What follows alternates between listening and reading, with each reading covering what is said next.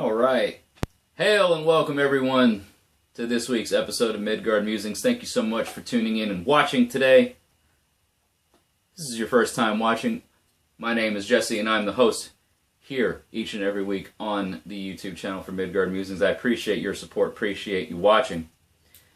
If you haven't already become a subscriber to the Midgard Musings YouTube channel, you'll find that little red rectangular subscribe button down there in the bottom of this video.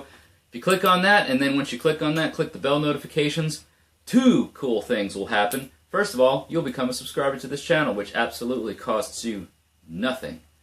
The second cool thing that happens, which also costs you nothing, except for just a moment of your time, is when you click the bell notifications, you gain the notification achievement, right? It's like an achievement unlock thing.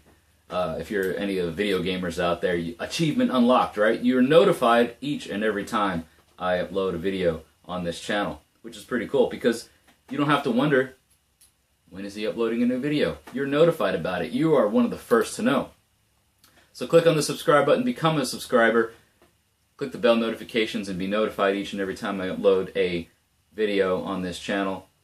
One cool thing is if you become a subscriber and you have bell notifications turned on, if you go down into the description of this video, into the description area, you'll see that I'm running a giveaway on the Midgard Musings page on Facebook. All that information's down there in the description area of the video. You'll find the page links and everything. But anyway, I'm running a wood burning giveaway. I have a Vigvisir Runic Compass wood burning on one side, and on the other side of the wood burning is the Raido rune that's burned, so as to those who are on journeys to never lose their way. I'm giving this item away in a giveaway once this channel hits 700 subscribers, so I would appreciate everyone's support in helping this channel reach 700 subscribers. As of today, we're at 667 subscribers, so we should be getting there very, very soon.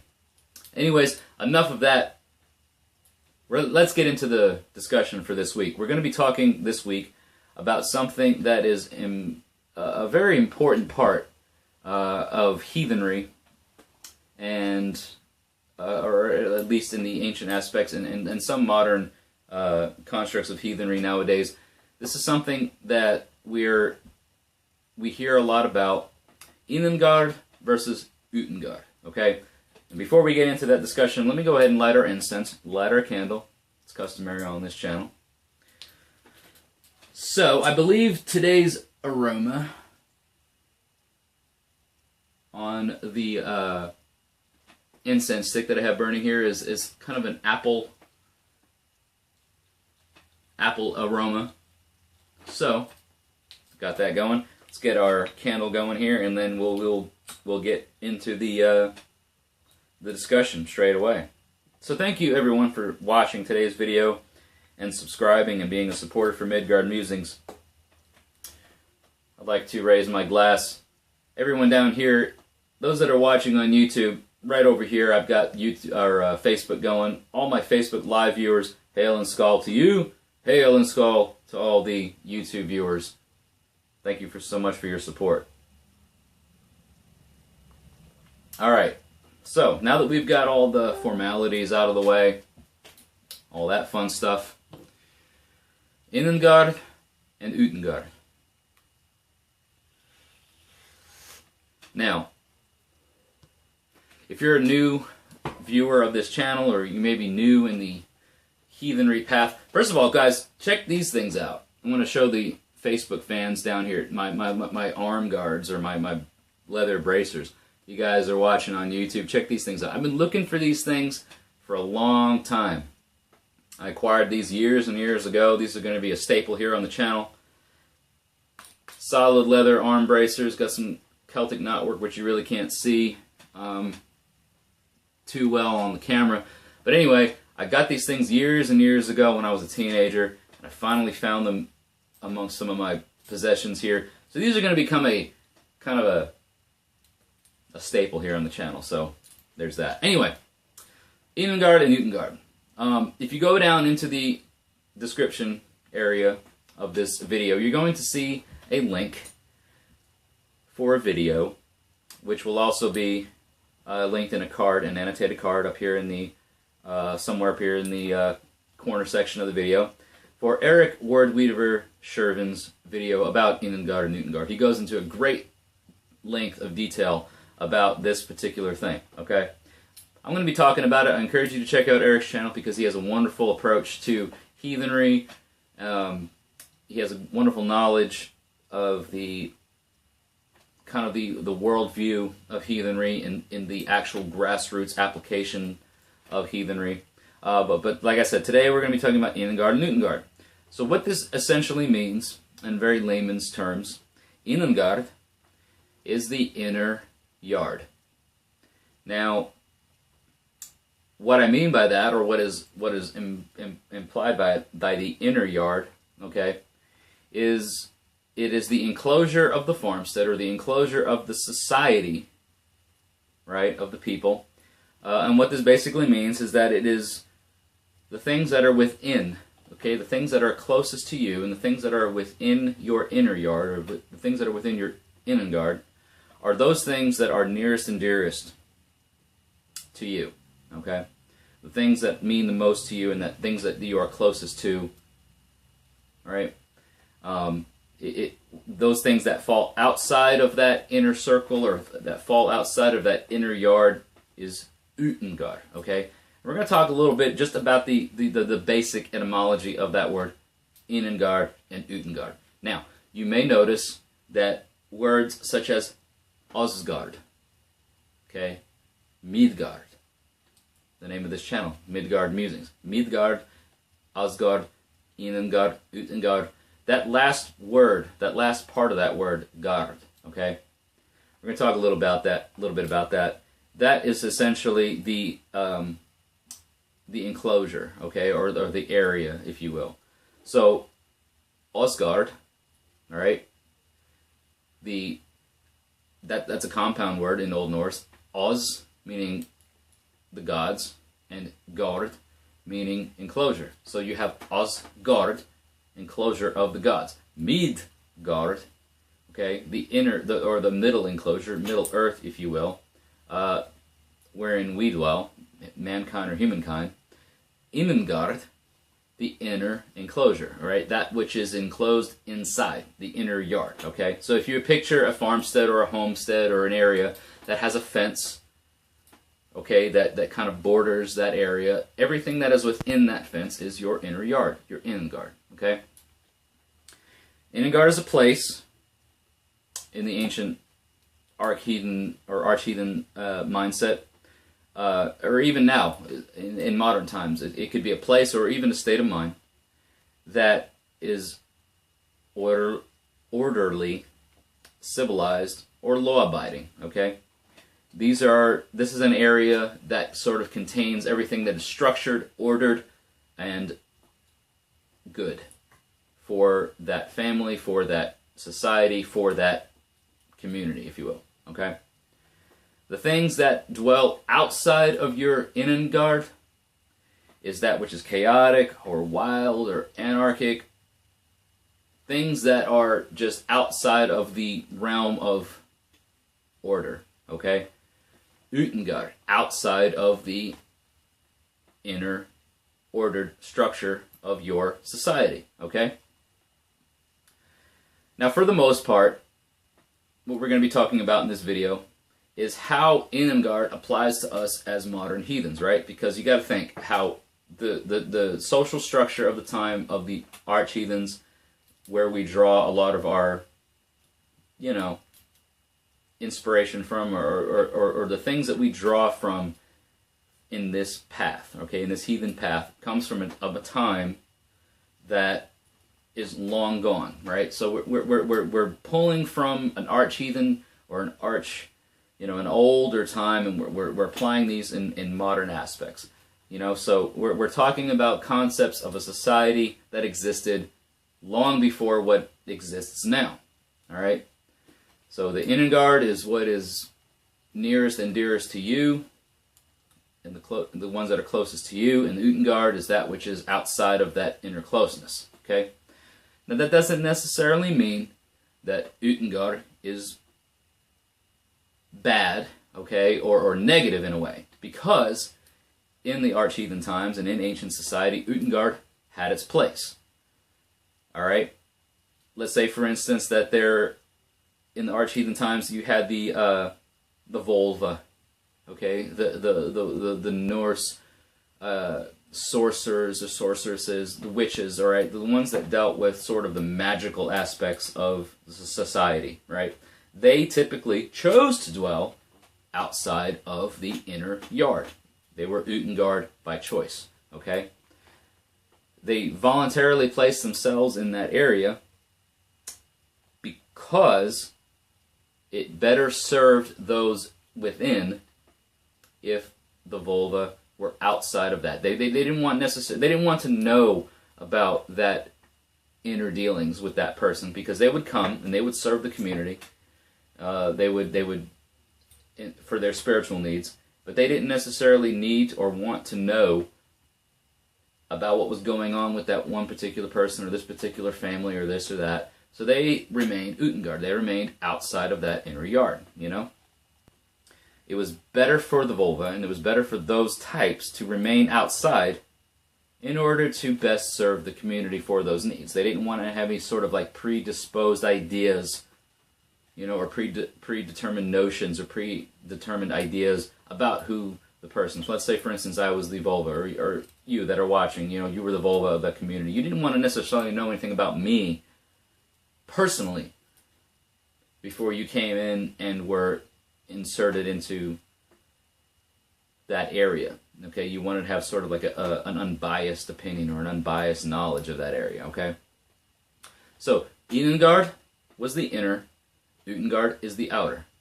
Okay, things that are inner, these are the things that we protect. These are the things that we hold nearest and dearest to us. All right, now, kind of branching off a little bit. Okay, we're going to talk a little about this thing we know of as needing. Okay, the needing, or the need, is that which is outlawed, that which is outside of even the outer yard. It is further and beyond. You see this area where I'm pointing my hand? You see that edge? Okay, way beyond here where you even can't see my hand. This is needing. Look at it that way. You're outside. You're outlawed. You are so beyond and far beyond the outer area of your dwelling that it's reserved for those who were particularly bad or vile or heinous to the development and to the benefit of that society. Okay, needing was something that was considered very, very bad. All right, you did something particularly bad for the tribe, something particularly bad for that society. You were a frith breaker, you were an oath breaker, you did something that was particularly bad that kept you outside of even the outer yard of the area. Okay, we're looking at things that, at least according to some of the sagas and some of the lore that we have, like I said, frith breakers, oath breakers, kindred slayers, things of that nature. All right. Now, what we're looking at now is that we're talking about things that were adopted and that were looked at in arch-heathen times, things that from 1,000 years ago or more were adopted as acceptable approaches to society. You know, how do we, as modern heathens, apply this ancient construct of society into our day-to-day lives, or in our own approaches to this path? Okay. Now, as I always say on this channel, I'm approaching and I'm giving you something to think about that really kind of comes from my perspective of things. Okay. You're going to see, if you've already followed the link to Eric Wordweaver Shervin's channel, you're going to, if you've watched any of his videos, you're going to see something that's kind of been coined on his channel as this "not my hall, not my call" approach. Okay, and I fully adopt this approach to things because what I say or what I do or how I approach this path is my own thing, and it is the thing that people that are close to me within my Innagard approach and adopt, okay? It doesn't necessarily mean that's going to be something that you necessarily approach, or that the folks down here watching on Facebook are not going to necessarily approach. This is something that I'm approaching in my own thing, okay? Having said that, a little disclaimer, all right? In terms of this, how do we apply Innagard, Utangard into a modern heathen construct sort of thing? My whole thing is that Innagard is applied to those who we share frith with and those who we are closest and immediate to, okay? Now, frith and grith and those sort of things, that may be something that I touch upon in a later video. Eric, Word Weaver Shervin's channel, I've talked about it many times in this video already. Go through his catalog, you'll see the difference between frith and grith. But those that we share frith with, and those that we have our innermost connections with, those are the ones that, for me, are enveloped or that have that connection to my Innagard, right? It's not about, for one thing, and I'm going to get into something that's a very touchy subject nowadays, is that Innagard is not to be confused with and is not to be mixed in with something that is exclusive to our kind. Okay, notice the air quotes, our kind or our race. All right? Because, look, guys, let's get right down to the meat and potatoes. Heathenry is a folk way of a religious practice, if you will, all right? The unfortunate truth, or the unfortunate thing, is that we have some of those out here. Some of you who may even be watching this channel want to adopt this folk way, right? And look at it as a sort of thing where it has to be exclusive to our kind or our race, all right? Because we are of a Northern European descent, or because we're of Germanic ancestry, or this or that. No. Okay? This is not what I'm referring to when it comes to Innagard and Utangard. Our folk way of heathenry has been, and is still being, if you look around and if you're in the know, something that is bastardized, okay, and manipulated by racists to support these twisted ideologies that they try to push. All right, so when I'm sitting here talking about Innagard, Utangard, I'm not talking about you need to keep those in your inner circle that are only connected with your ancestral line, or you have to be white, or you have to be Germanic, or you have to be this or that. No. Let me go on record as saying, Midgard Musings, myself personally, nothing that this name and that this channel and me personally has anything to do with exclusiveness of a race, okay? I don't feel that you need to be of any sort of ancestral line in order to follow this path. I don't. And I feel that anyone that does is gravely mistaken. All right, my Innagard, let me go into some just personal approach to this, okay? My Innagard includes those who I feel are trustworthy enough to be invited into my inner circle, okay? It doesn't matter that you necessarily even follow the path that I'm following, you know? I approach my path in heathenry in a certain way. I have other people who I am very closely to, who I have established ties with of a kindred nature, okay? If you check my video that's annotated up in a card up here and down in the comment sections below, you'll see that I don't lightly toss around the term brother, because that is something that is exclusive to certain people. Those who I refer to as brother are those who I've shared frith with, and those who I've established a connection with that transcends any sort of, you know, family tie, blood tie, anything like that. We've shared enough energy. We've shared enough kindred moments. Frith, sorry. You know, that frith that tie, okay, that transcends anything of blood value. All right. So what I'm talking about when it comes to Innagard, Utangard, this and that is not to be confused with the fact that you have to be of a certain, bloodline or anything to be tied to Norse heathenry or this path. Okay. I'm going off kind of on a tangent right now because I feel that is something that needs to be addressed and it needs to be understood, okay? Because there's a lot of symbology, Thor's hammer, okay? Some of the runes, some of the symbols that are sacred to this path have been bastardized and have been used to represent hate groups, okay? We are not about that. At least I'm not. And if there's anyone out there that's watching this that uses these symbols to promote any sort of segregation or hate or any sort of things like that, you can go ahead and unsubscribe. Unsubscribe, unfollow, block, all that kind of stuff. Because I don't want you a part of this community. I don't want you a part of this channel.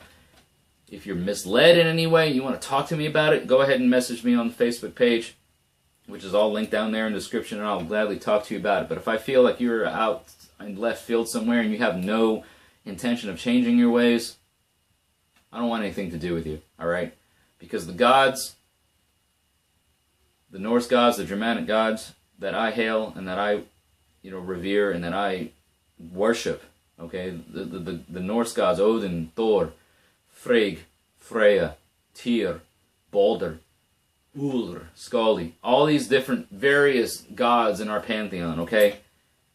They are not tied to our race, a race in any sense of the word. All right? They were hailed and they were looked at by a certain group or a certain group of people at the time in ancient times because that was, that was what they recognized. Today in modern times, I don't feel like we as individuals need to be of Germanic bloodline or Germanic ancestry or Scandinavian ancestry to answer the call to those gods, all right? So, everyone down here on Facebook, stick around because I know there's going to be a whole lot of comments down here. I went off a little bit on a tangent. Everyone down here watching on YouTube, check the comment section below for all the ways that you can support Midgard Musings. Let me know what you think. Let me know how you practice or follow this whole Innagard, Utangard mentality when it comes to the, folkway that many of us practice. I'm interested to hear how you view this whole thing. All right? Thank you all so much for watching. I'm going to go ahead and move this candle out of the way so that I don't burn my hair. Facebook friends, stick around. I want to answer some of your questions. If you're interested in becoming a supporter for the Midgard Musings Facebook page, check the link in the description below so that way you can become a part of the weekly live Facebook discussions. Right up here, somewhere, you're going to see the Midgard Musings floating logo along with some connected videos that you can check out and support. Become a subscriber today. Click on that link, become a subscriber. Next week, we're going to have a really cool video. I'm going to announce all that later on this week on the Facebook page. Stick around. I'll be with you guys shortly. Thank you so much for watching, and I will see you all next week in the next video. Hail and thank you.